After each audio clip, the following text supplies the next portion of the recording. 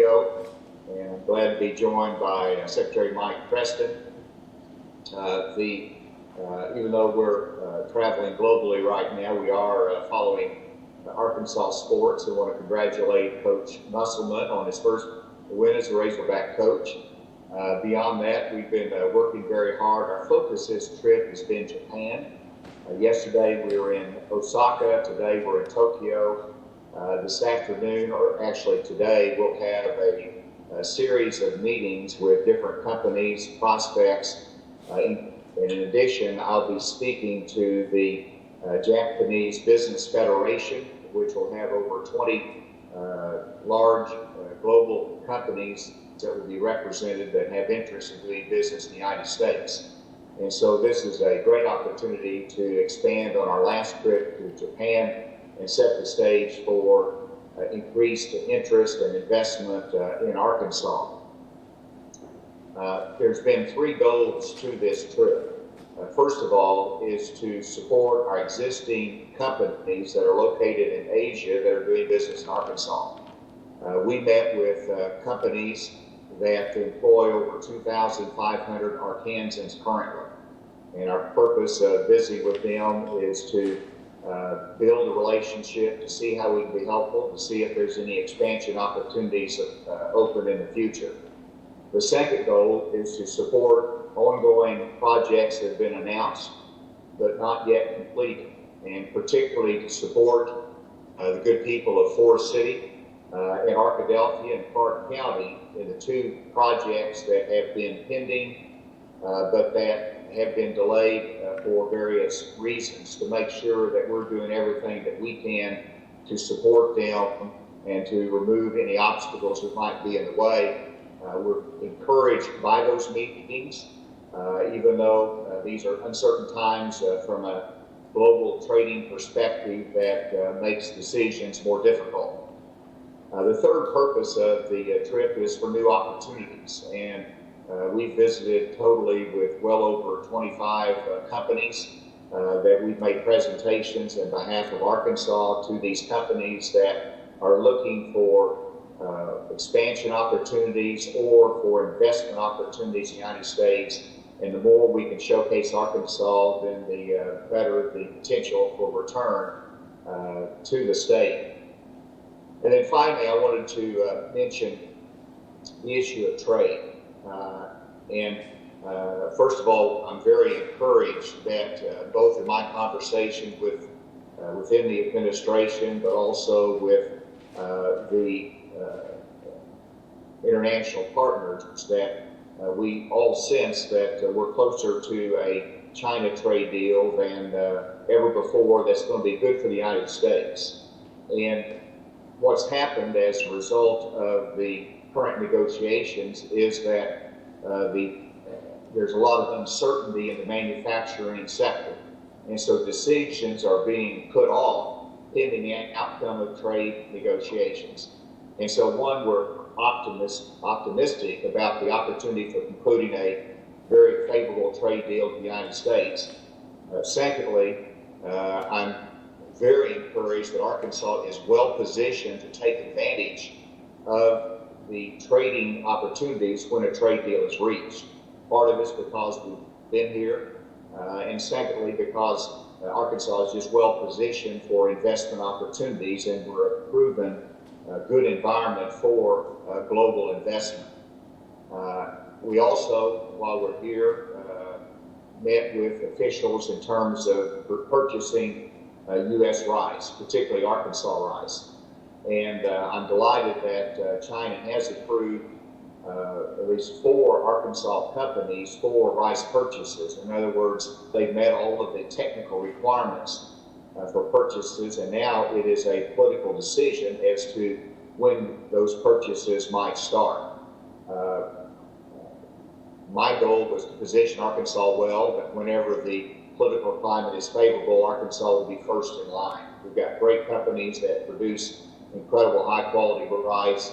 They're needed in the Asian market, and we hope that door will be open, and that our conversations have been helpful to put Arkansas in the best position to sell our rice in Asia. And so with that, I want to ask Secretary Preston to make some comments on the trip, and we'll turn it over for questions.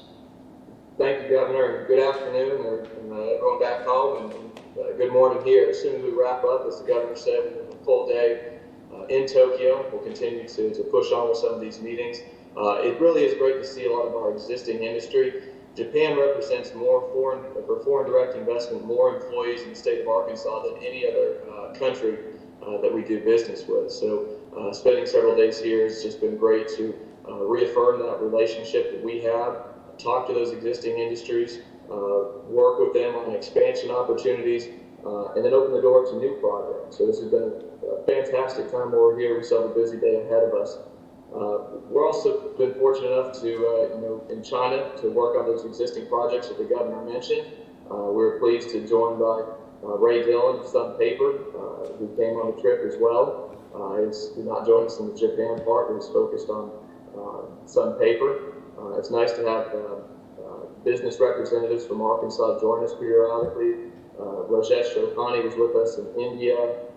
Charles Morgan met us in Dubai and UAE, and again Ray Dillon here. So this is really about trade, about having a business recruitment trip, and sometimes with the business recruitment we include those Arkansas businesses who can join us and be helpful. We look forward to coming home. It's sort of been a 24-hour cycle, if you will, with a 15-hour time difference. Just as we're getting ready to go to bed, everyone back there starts to wake up and our emails and phones start going off. So trying to keep up with everything that's going on there, but at the same time, working hard over here. Being in this part of the world, relationships matter. And I think that's something that we're able to take away from these trips, is that when the trade deal is realized, we'll have those relationships in place, and Arkansas continues to be well positioned to move forward. Thank you all for your time. I'll turn it back over to the Governor so we can handle some questions. Thank you, Mike, and with that, we'd be happy to take any questions. Governor, this is Wesley. Ron, you mentioned Ray Dillon, Sun Paper went travel with you guys, and you mentioned that you had some talks with I don't know if you had with the Beijing official or the Sun Paper. Can you offer any details as to where those projects are? Is it entirely on the Chinese government holding these projects up in the pipeline, or is there anything that you guys, you said you're trying to do as much as you can to get those projects moving again? What did you learn?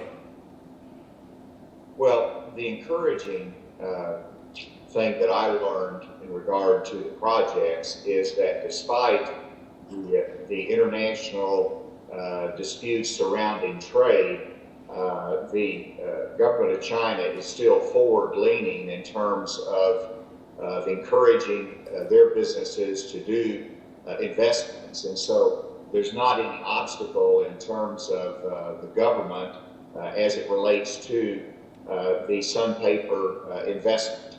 And that was very encouraging to me. And it really, even though they have a totally different political philosophy here in China, or in Japan now, but in China, they still recognize the independent decisions within certain frameworks of business. And so Sun Paper has a couple of obstacles in order to utilize the air permit that's been granted. And they have to make sure that all the financing is in place. They've got to make sure that the trade negotiations are settled in a favorable way. For example, if you build a paper mill in the United States and you ship goods back to China, you're going to be subject to a retaliatory tariff. And so that was not part of the original business plan of Sun Paper. That has come up since then. So this is an important item that the trade negotiations will be successfully concluded, so that both our incoming tariffs on equipment, but also the retaliatory tariffs, can go back to normal, so that you can do business, so that you can utilize the Sun Paper products that's produced in the United States globally. So that's one of the challenges, and quite frankly, the other one is they want to make sure that they can give the support that's needed in terms of getting technical expertise in. And so the the national discourse and debate and negotiations create an uncertain environment that you have to understand the hesitancy of businesses to carry out a $1+ billion investment. So I was very encouraged that it is still in the pipeline, but we have to conclude and have to resolve a couple of those pending issues that are really part of the international debate that, again, we're optimistic will be concluded, but that's a key factor in moving that forward. Could you explain that issue with the air permit? Well, of course, this is an air permit is necessary for a new manufacturing facility to start building, and that is an investment of engineering services. It's subject to public hearing by our Department of Environmental Quality.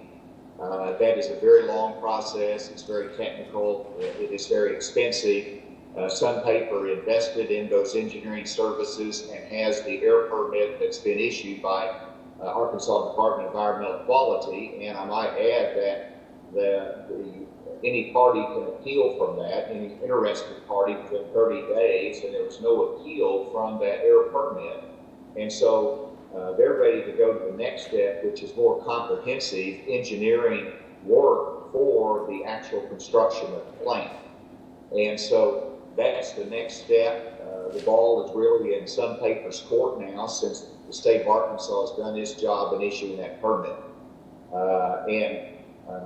Again, I've sort of decided some of the considerations from SunPaper's standpoint that we tried to address in this trip. I thought you mentioned something about issues with the air permit. No, it's all good. That's done, and they're ready to move on with that. Governor, you mentioned the retaliatory tariffs that are expecting. A group, Americans for Free Trade, came out with a report yesterday that said Arkansas, and it has reports on every state, but it said Arkansas businesses have paid an extra $214 million in import taxes and face $98 million in new retaliatory tariffs, and could lose as many as 19,500 jobs because of these tariffs. What is the point there that this whole trade issue is going to do irreparable damage to the state of Arkansas? Are we at that point, or when do we? How can we move things forward with this issue? I know you've expressed concern about this in the past. Well, I've continually expressed concern about the business uncertainty created by the tariff war. There are some very legitimate issues that the United States has to have addressed, and one of them is transparency, enforcement, protection of intellectual property rights, and that's not only a concern of the United States, but it's also a concern of companies in Japan, and so that has to be addressed. That's part of the Phase 1 agreement that will be very favorable to the United States. I don't believe it's been irreparable in terms of the Arkansas. I think there is a slowdown of investment opportunities because of the uncertainty, but if this can be wrapped up in a favorable way, then Arkansas should be first in line to capitalize on both investment and the sale of rice to Asian countries. And Wes, I'll add to that something that we really learned here in Japan too is that obviously the trade war has an impact on Arkansas and the U.S., but it's really a global issue when you look at China and U.S. because Japan actually is hesitant to do investment until they see what resolution comes out of the trade war because indirectly it affects Japan and affects other Asian countries. I think you'll see that anywhere you go around the world, but even in Japan, a topic of conversation continues to be the tariffs and what's going to happen around the uncertainty of that.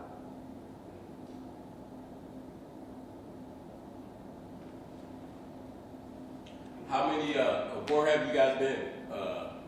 How many days did you spend in China? We were there in China, what was it, 2 days, I believe it was. And then we have really 3 days here in Japan, and that concludes the trip. I will add that one of the great things we were able to do in China was Ambassador Branstad, who's formerly governor of Iowa, who's our U.S. ambassador, who's a longtime friend of mine.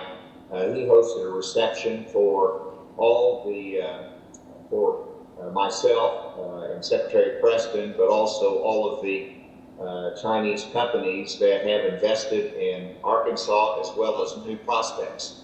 And in addition, Walmart. And so it was great to have that reception hosted by Ambassador Branstad as part of our trip there. Well, I know it's late in the day for you. Yes. Could you just speak about your son's trip to China that coincided with your trip, and what was that all about? Well, as Mike mentioned, as we do these trips, it's not unusual for the private sector partners to, at their own expense, go and either support the mission or to help the companies that they're interested in. For example, in this case, Ray Dillon traveled at his own expense or the expense of the company. I'm not sure which one, but he was there at the request of Sun Paper. And so he participated in part of the meetings that we had that related to Sun Paper project. Likewise, Rajesh Shakani went at his own expense to India to support our mission there.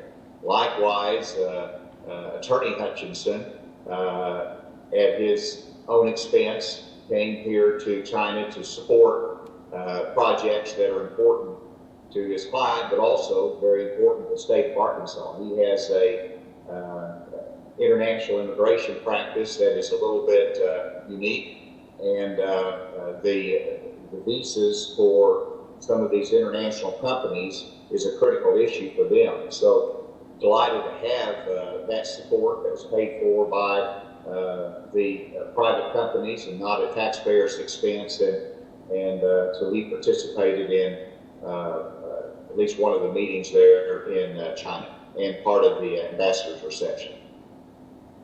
Thank you. All right, with that, thank you all for giving us some time today. Look forward to being back. See you next week.